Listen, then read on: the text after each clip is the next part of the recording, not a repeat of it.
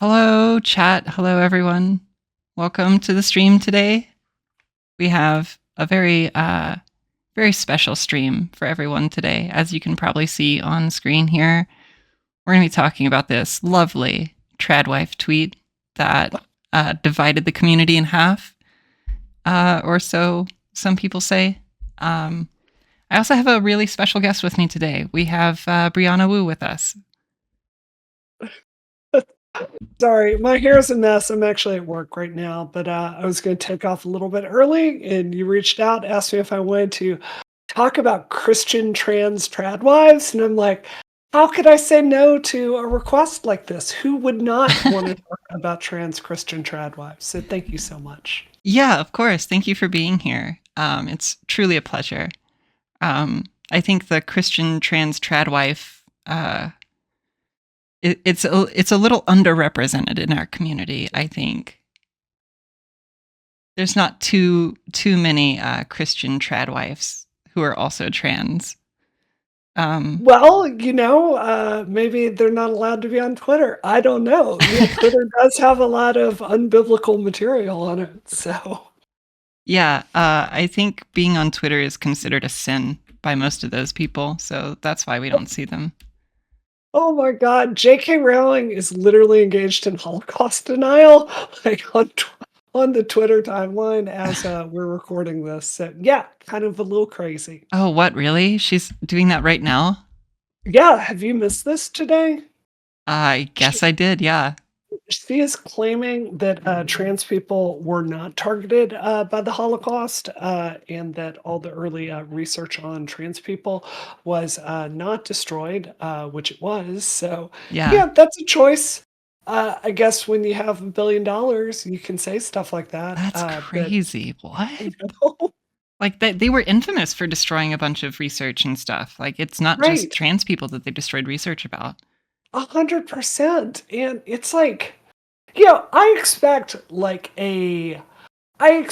a random account with an anime avatar to be bad at political messaging, but if you have $1 billion, I'd think you'd hire, like, Joe to run your tweets fast. Like, "Hey, Joe, can you look into this? Just see if it's, see any problem spots here?" And be like, "Oh, Joanne, you're, denying the Holocaust. This could, be a little bit problematic." I would do that if I had $1 billion. Yeah. I think, yeah, Miranda said something to me about it. But no, that's crazy. What? It's never a dull moment on trans Twitter, I swear. It's amazing. So let's talk about my blow up. Let's talk about my sin, which I deserve to be nailed to a cross for, which was, I believe, liking a tweet. Do you want to tell people a little bit about this? Yeah. So someone made this tweet. Trans women need to be traditional, worship Christ, submit themselves to their husbands, not be lesbian or sexual to anyone but their husband, disavow drag queens and non-binary freaks, keep their transness private. Only then will we assimilate and be accepted in society. Right. And it was my reading when you liked the tweet that it was a little ridiculous and extreme, and you thought it was funny. And yeah, what do you have to say about your most recent controversy on Twitter? Sure. When I saw that tweet, I thought it was funny and extreme and silly. And also, Cass is my good friend. So I liked it to basically say, ha ha, I see this. This is great. And then I copied that tweet and we had a good laugh about it in the, Brianna Wu's infamous, Oh, right. infamous group chat. So yeah, that's basically what happened. And then trans Twitter does what trans Twitter does. They take stuff and they run with it and pour the worst possible meaning into every single syllable. Oh So God. there you go. Yeah, it's actually trans Twitter is pretty infamous for that, aren't they? Yeah. Like Yeah. just taking things and projecting a different meaning onto it and then getting everybody riled up about it. Oh, I think it's really hard. Like, obviously it's not fun to be on the business end of trans Twitter, but I think when I can look at it like with my most compassionate self. Yeah, I try and take a breath and realize like everyone here is literally going through some of the worst stuff they've ever gone through. When you transition, you're not just like dealing with, gender identity dysphoria. You're also dealing with, a lot of unresolved childhood trauma. You're dealing frequently with abuse that you got growing up. I mean, it's just like spin the roulette wheel. Every single trans friend I have is dealing with a comorbidity. So, yeah, I try to reach into myself and view that with more compassion. But it's also not surprising to me why so many people get radicalized against trans people after encountering trans Twitter. So Yeah. yeah, it's pretty. It gets nasty sometimes. Yeah, well, there were a few things about this tweet that kind of, they always say that like there's a nugget of truth buried in stuff like this, like posts like Sure. this. And there was a reading that I had of it that I felt was a lot more reasonable and not as extreme as this tweet. I mean, I will certainly admit that this is a little bit on the far end of extreme as far as A little bit. how Not to like much. relay your message or whatever. Right. Right. Um, but I think there is something to be said about how trans people appeal to quote unquote normie cis people. You know what I mean? Mhm. And that like my take on it, and I talked to Mandy about this, was that there are like certain things that like normie cis people find hard to accept. Mhm. And being trans already is something that's difficult for a lot of people to accept. But when you get into the like genderqueer, xeno pronouns, um, like openly sexual, polyamorous, that when you start adding like all of these different labels on top of yourself, you become further and further distanced from the normie cis people that you're trying to win approval from. And that the easiest way to gain their approval is to appeal to them in a way that they can relate. You know, Right. like sure, this presumes a role for women that has long been seen as extreme and um, not exactly the what people would think of today when they think of like the role that women play in society, right? Mhm. And that's not true for like, the 30s, 40s and 50s, right? Like this was the idealized woman, was the stay-at-home mom, the one that like cooks and cleans and is always loyal to her husband and stuff like that. And then we had the feminist movement, and that is even still hard for some people to accept these days, albeit it's certainly not as many as it was back then. Right. But you still see these like more traditional people impose this specific gender role on top of women. Right. And sure, that would be an avenue that I would think that trans people could go down to win the acceptance of these more traditional people. Now, I'm not saying that it's the right thing to do or that everyone needs to do this. Certainly, live your life however you want. That's the whole point of it. But I think there is like something more to be said here than just simply what the tweet says. Sure. So, I think I have a little bit of a different perspective on this, Aaron. Can I give you just a kind of wider view on all of this? Yeah. Because I am in my 40s, and I'm old enough to have seen multiple like iterations of the trans community, and I think that one of the consequences of like having some the explosion in people that are trans, seeking out transitioning at an early age, it's a really, really good thing. I'm old enough to remember when a lot of the people transitioning were like, 40s, 50s. They've been in the military their whole life. They're bald. They're just trying to, like, they've got a kid.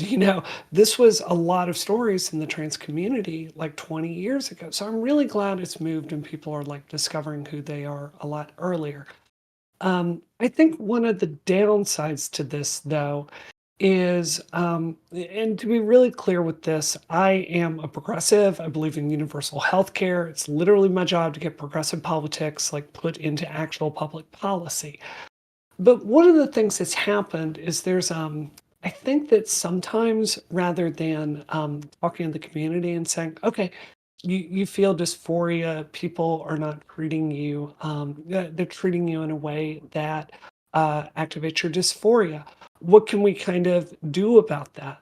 I think 20 years ago, it would be like, well, let's work on your voice skills. Let's finish, electrolysis. Let's, look at FFS. Let's do XYZ. I think today there's a culture online that prescribes ideology and politics as the solution to the difficulty that gender people face, trans people face in the world. And I think this is good to an extent, right? We need better trans public policy. We need better trans healthcare. I'm very proud that, here in Massachusetts, there's been a lot of work, and I have personally donated to candidates that have, pushed to make trans healthcare, something that you get when you get healthcare in Massachusetts. But I think there's a wider view here where people are kind of believing that these politics of tearing down society will fix what's broken in you. It's like two things are true at once. We do need much better trans public policy, but we also need to tell people to, it's okay to blend in. It's okay to live a life that isn't, entirely unconventional and completely just, committed to tearing down the system. At a certain point, you're transitioning to live your life, and you've got to go live that after you transition. So, does that kind of make Right. sense to you? Do you know where I'm coming from? Yeah, no, exactly. I agree with that 100%. I mean, I think that's one of the reasons that AOC faces a lot of criticism Mhm. is because she was lauded as this like radical progressive that wanted to change a lot about, the way politics work. And then she gets into office and things are a lot more complicated than, Right. most people realize. And that in order to change the system, you have to work within the system to change it, not Right. just tear it down completely.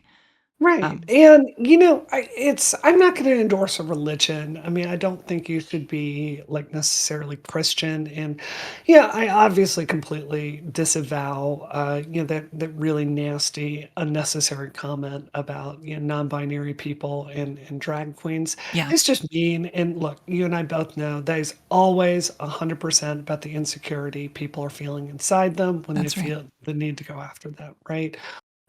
But there's a kernel of truth there that, it's okay if you like men and you're a trans woman to want to get married. It's okay to want to cook dinner for your spouse, right? It's okay. I have a really good friend of mine. She's trans. She married someone who had gotten divorced, was lucky enough to get 3 kids, and she's a stay at home mom nowadays. That was her dream. That's what she wanted. And I think that's okay. So, I mean, as silly as this whole meme was, I think it's getting at the core of something that, I think it's okay to be trans and be like a punk rocker. And I also think it's okay to kind of just um, want things that a lot of cis women want, if that makes sense to you. Yeah, I think there's a huge presupposition in the trans community, especially when it comes to the online ones, Mhm. that you have to fit into these certain boxes and you have to be like a radical leftist or a progressive or whatever in order to do this. But I mean, there are certainly conservative trans people. There are more Oh, yeah. traditional trans people. There are Oh, yeah. trans people who want this out of life, and that's valid too. Say something about that really quickly. I think it has been forgotten in trans history just how conservative it was 20 years ago.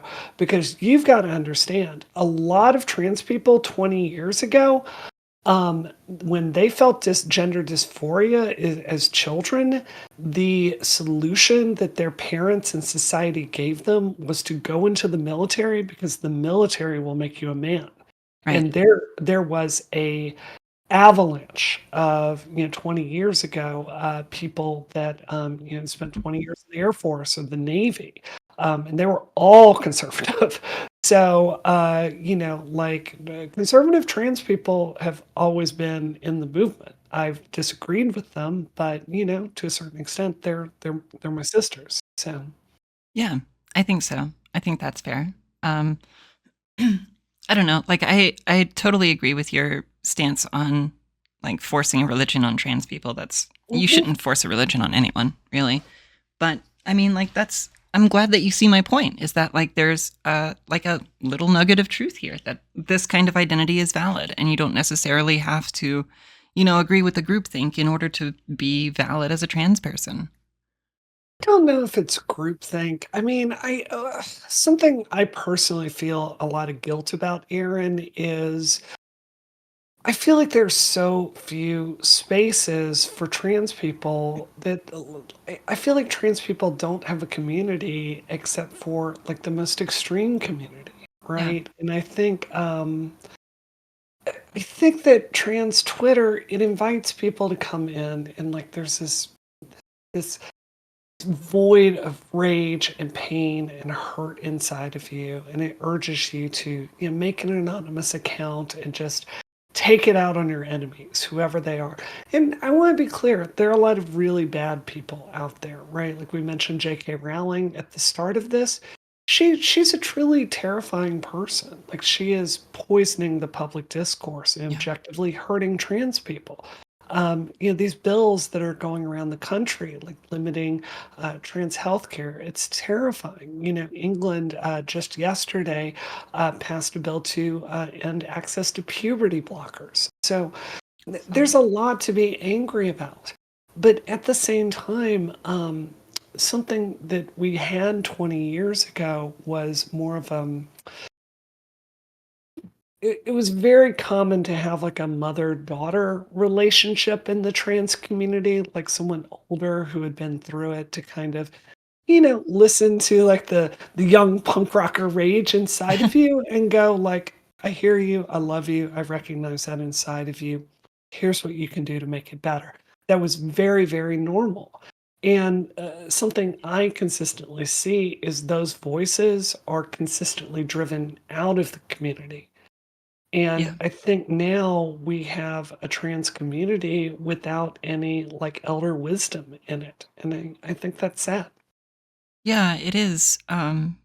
It's it's very few and far between that I find a trans person on trans Twitter that's older than me. Hmm. I just turned 34 a couple weeks ago, and like back when I was growing up, like seeing Laura Jane Grace come out, that was a huge Yeah, inspiration for it's me. really It good. it felt like my whole like realizing that I was trans took place over the course of many years. And it was, it wasn't one big thing where I wake up and I'm like, oh my God, I feel this way. It was more like a bunch of little things that happened throughout my life that kind of led me to this realization. Hmm. And that was certainly one of them. And I felt really inspired when she came out and, started her transition. And I saw the level of hate that she was getting Yeah. from even inside her own community, inside the punk community. And that really, it deeply saddened me to see that because a lot of these, like, a lot of the punk artists that I really looked up to that were critical of her when she came out, I don't know, they say that, you should feel free to be who you want and stuff like that. But when it comes to her transitioning, like, they decided to draw the line there. And that really depressed me. Jenny Finley Boyd, right? She wrote a book, I believe it was like 2002, called She's Not There, which was really breakthrough at the time, And look, she's in her what 60s nowadays, and she's a New York Times academic, and writes like a New York Times columnist academic, and is kind of a little distanced from some of the politics of today. She's certainly too conservative for my taste, even though she's a Democrat. But at the same time, like she also is frequently on the business end of Twitter, and because of that, has kind of retreated away from what I can see. So um, it's I don't know. I see so much pain and I see so much loneliness out there, and I just don't know what to do except really look for friends where I can find them and really hold them close and really treasure them. warts and all, which all of us have, right? So that's kind of my approach to it. Yeah. And I wanted to talk a little bit about like the stuff with the trans Twitter itself and being exclusionary in some ways. Like for a lot of people, you're right. Like trans Twitter is one of the few communities where they can feel like they can actually reach out and make friends and not be Yeah, judged and stuff like that. But I've also found that like people are very quick to kick you out of the yeah, community, and very like disposable. yeah, like when one person like starts a crusade against you, other people feel pressured to jump on it or be ostracized themselves, and that doesn't lead to a very healthy community, I think. It's even at the point where if you even stand with someone or even think the issues that they're being judged with are out of proportion to the issue at hand, right? And you have a different assessment, even that is punished. So I think it is. I wish I had a better way to say this, but I think we're. I think I think it's a formula to just devour yourself whole. And it's not surprising to me that the community feels so lonely and directionless. Get to say nothing about the poor public face that's out there. So, and I want to be really clear to just take some of the pressure off of trans Twitter. I do think a lot of this is on HRC specifically. HRC in my dealings with them is a club for gay men. They've got a long history of discrimination against trans people and lesbians. And, they have chosen to not invest the same public resources into helping the public, basically putting a public face out there for trans people the way that they do for gay people. Right? And because of that, frankly, because gay people have not cared about trans people, it's really been left to trans people to advocate for themselves. God knows the Democratic Party isn't going to do it. The various groups out there like Lambda Legal, who I love and I've worked with, but they are underfunded compared to the public policy mission that they have.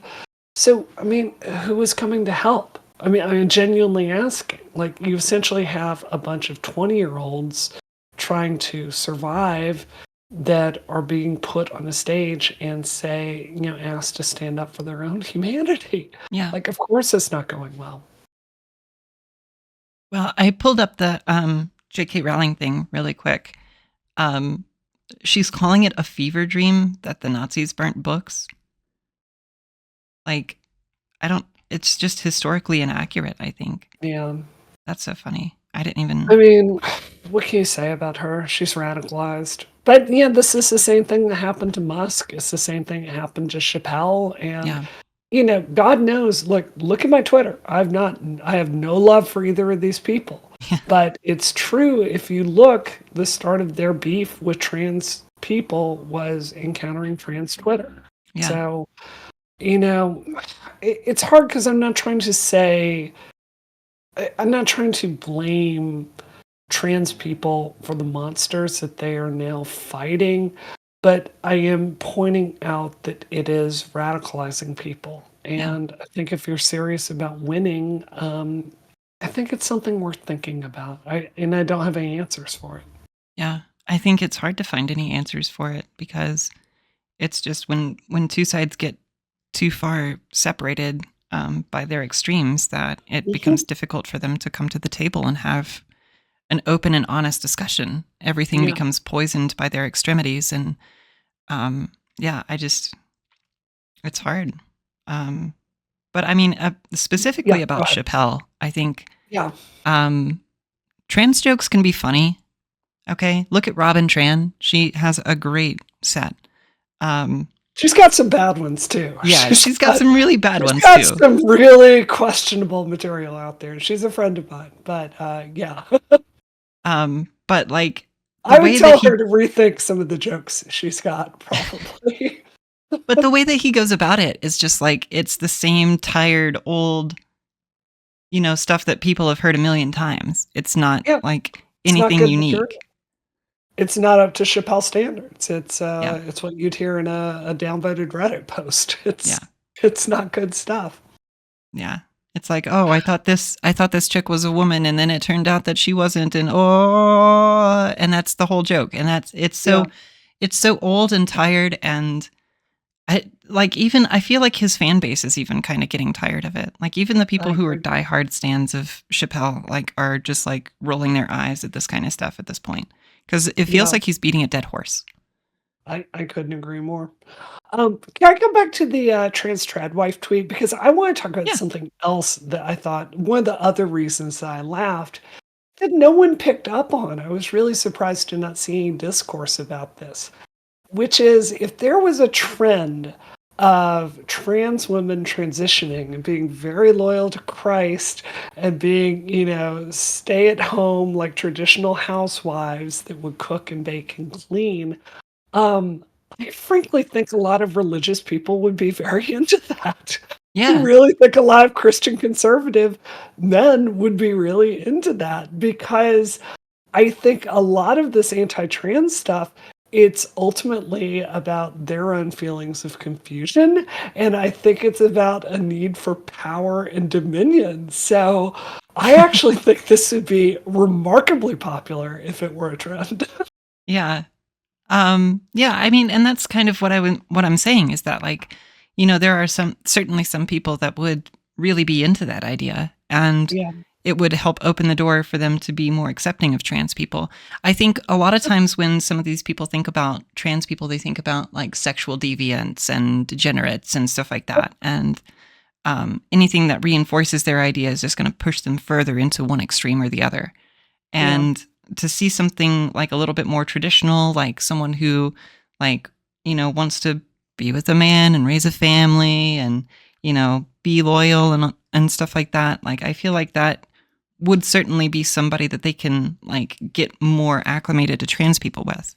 Yeah. I'm not saying like every single person in the trans community has to have this predisposition to their life, but I'm saying that like that would be an avenue for them to find more acceptance. Um, and But does everyone's it does worldviews it are different. concern you at all? Like, you can look at my Twitter, you can look at my congressional run. I am pro sex work. I'm a sex positive Yeah, feminist. You can look out there, you can see a million statements on that. But just because I believe that someone should have the choice to do sex work doesn't mean I automatically think it's a good profession for someone to go into. And I really, really, it's dismaying to me to see the number of trans women, particularly, that do sex work just in the sense that it feels like they are only valuing themselves through, like, they're looking for gender affirmation in a way that I don't think is going to lead somewhere positive yeah, in 10 years. Yeah, I'm not saying this to be judgy. It's just the proportion. It seems like there are two trans professions. You're either a software engineer or you're a sex worker. I wish that, I hate that trans people and especially trans women are either, like a lot of people go into computer programming because they're socially awkward and it's a safe place where they can kind of, have your own world. And the allure of sex work for a trans woman, I think, is really self-evident. I wish there was a broader range of career paths that trans people were able to go into. I wish we had a lot fewer trans activists, just in the sense that I wish more trans people could just have normal careers and not feel like their own humanity was on the line yeah, 24/7, so I feel like this is really sad, actually. yeah. I agree with that. There was a question in chat. Why do you suppose reactionaries would be more amenable to trans women if they conformed to the things conservatives like? I mean, that's fundamentally disconnected from the fact that reactionaries are opposed to gender transition from the jump. Sure. And I would say that not. I would say that a lot of reactionaries aren't necessarily like opposed to gender transition outright. I think it's just that reactionaries, when they think of gender transition, they think of like some of these things that they don't like about trans people, and they say, no, I don't want those kind of people in my world or whatever. Yeah. And that's why I'm saying that someone that fits more into their, like what they idealize a woman to be, would open the door for more acceptance. And again, I want to clarify that not everyone has to do that. And Yeah. it's certainly not a requirement. Live your life however you want and be free and stuff like that. But It's the exact same thing as feminism. Feminism is about yeah, making choices. If you want to have kids, be a stay-at-home mom. As a feminist, I 100% support that. If you want to be a sex worker, I 100% support that too. We're talking about broad trends and basically the pathways that trans women have that I think everyone would admit is just a little bit broken. To really drill down on that, maybe this is cynical view, but I think sex is often about power, especially with conservative dynamics. Um, it's so funny because I work with Cenk nowadays. One of my first clips I remember seeing Cenk on was him talking about Iran, which is a very reactionary conservative form of government, basically having a big problem with homosexual people, but thinking transgender women, that's just fine, you yeah, know? So I think I do. I think it's about power, and I think some of the people that are struggling with feelings, I think if you packaged it to them in a form of control, I think that would be very alluring to them. I also think those marriages would probably have a pretty high incident of abuse. So I would not recommend a friend get into one. I'm just saying I think it would be a popular option. yeah. Well, did you have anything else you wanted to talk about today? I'm good to go. I just wanted to pop on the stream and talk about this, and I hope you'll have me back sometime. Yeah, of course. You're welcome anytime. Well, thanks for joining me. And I really appreciate you taking the time to sit and chat about this. I think it's just really funny that, like, trans Twitter starts controversy over liking a tweet. It's just, I don't know. I feel like there are more important things to focus on than liking tweets, but okay. I mean, like as I said, puberty blockers literally blocked yesterday. Yeah. So I think there are some real battles to wage. So maybe we should all get to those instead. Anyway, we'll talk soon, Aaron. All right. Thanks, Brianna. Have a good one. Awesome. Well, yeah. So that was fun. I want to say thank you to Brianna for coming out. I want to answer some of these questions in chat really quick. Genuinely, are you trying to convince yourself you're not seriously suggesting reactionaries are open to tolerating trans people? No, I think that there's a path forward for everyone to come to more understanding. And it's just about how you talk to those people and the things that you focus on. I think, like I said, not everyone has to participate in this more traditional kind of tradcath role, but I think that there are some people that would be more accepting if they met someone like that. And that's part of the reason I wanted to do the interviews that I do, is that everyone's experience with transition is different. And my idea behind it when I started doing interviews with people was that if I can share other people's experiences, if I can share, their thoughts and their feelings and how they came to understand this, then at a point, maybe some more cis people would be convinced that, trans people are just normal people like them. Maybe, some other questioning people who have been thinking about transition for a long time, maybe they'll see something in that person's experience and relate it to themselves and come to accept themselves as trans.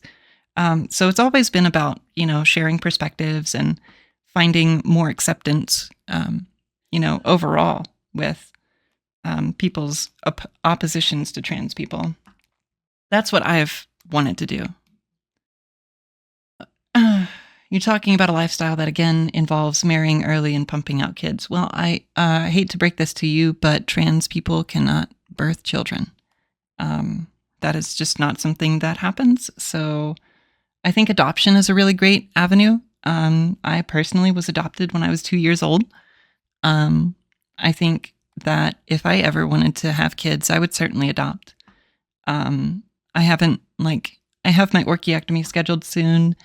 I haven't saved any of my materials, so to speak, because I'm not interested in having biological children. I think there are a lot of children in need that need to have a family. That there are certainly like plenty of avenues for that. You were also adopted into a traditional Christian family? Yeah, I mean, like my family was traditionally Christian. They weren't like really hardcore about it. But I was raised Methodist, and I, went to church on Wednesdays and Sundays, and I helped my grandparents repaint the Sunday school room and take care of the little church that we went to and stuff like that.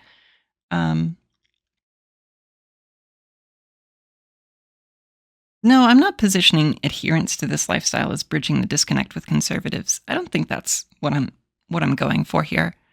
I think that that they would be more open to accepting if they knew trans people who were more traditional like them.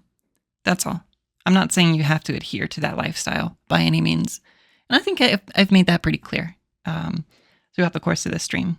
But I am going to head out for the day. I really appreciate everybody coming out and joining me for this. It was a wonderful talk. Thank you all for being here. I'm going to have this up on YouTube probably tomorrow morning. So if you missed any part of this stream, be sure to catch it out on YouTube, youtube.com/AaronGreen. I will be there. And once again, thank you all for coming out, and I will see you sometime soon.